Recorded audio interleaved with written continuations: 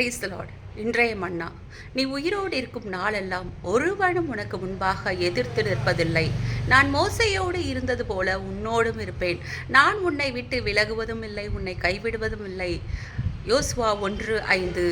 நீ உயிரோடு இருக்கும் நாளெல்லாம் அப்படின்னா, நீங்கள் இந்த பூமியில் எவ்வளோ நாள் பிறந்து எவ்வளோ நாள் மறிக்கிற வரைக்கும், அந்த தருணம் வரைக்கும் நான் உன்னோட தான் இருப்பேன்.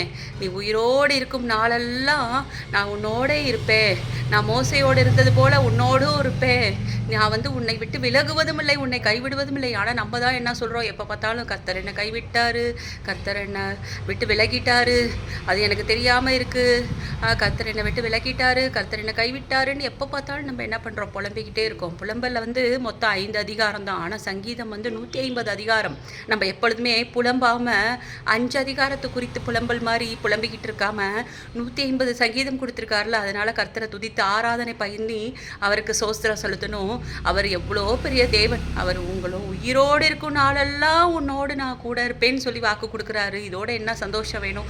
நம்ம எப்பயுமே உலகத்தில் உள்ள மனிதர்களை குறித்து தான் நம்ம கவலைப்பட்டு கண்ணீர் சிந்திக்கிட்டு இருக்கோம். ஒவ்வொரு நாளும் அந்த மனுஷன் என்னை விட்டுட்டு போயிட்டானே, எங்கள் வீட்டில் பேரண்ட்ஸ் என்னை விட்டுட்டு போயிட்டாங்களே, பிள்ளைங்க என்னை விட்டுட்டு போயிட்டாங்களே அப்படின்னு சொல்லிட்டு, நம்ம ஃப்ரெண்ட்ஸ் நம்மளை விட்டு போயிட்டாங்களே, சொந்தம் போயிட்டாங்களே, எல்லாத்த குறிச்சும் நம்ம இப்படி தான் நம்ம ஒவ்வொரு நாளும் என்ன பண்ணுறோம், நின்றுக்கிட்டே பாரப்படுத்திக்கிட்டே இருக்கோம். ஒவ்வொரு நாளும் கர்த்தரை நம்ம துதித்து சோஸ்தரிக்காமல் ஒவ்வொரு நாள் அவரை புலம்பிக்கிட்டே கிடக்குறோம். நம்ம எப்போ பார்த்தாலும் அவர் உன்னை விட்டு விலகுவதும் இல்லை, உன்னை கைவிடுவதும் இல்லைன்னு சொல்லியிருக்காரு.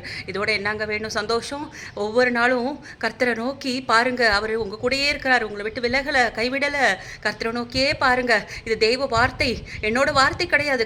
தேவன் இதை கேட்டுக்கிட்டு இருக்கும் போதே உங்களுக்கு ஒரு அற்புதம் செய்வார். கர்த்தரோட வார்த்தையை பற்றி கொள்ளுங்க, அது 100 உங்களுக்கு பலன் கொடுக்கும். God bless you all.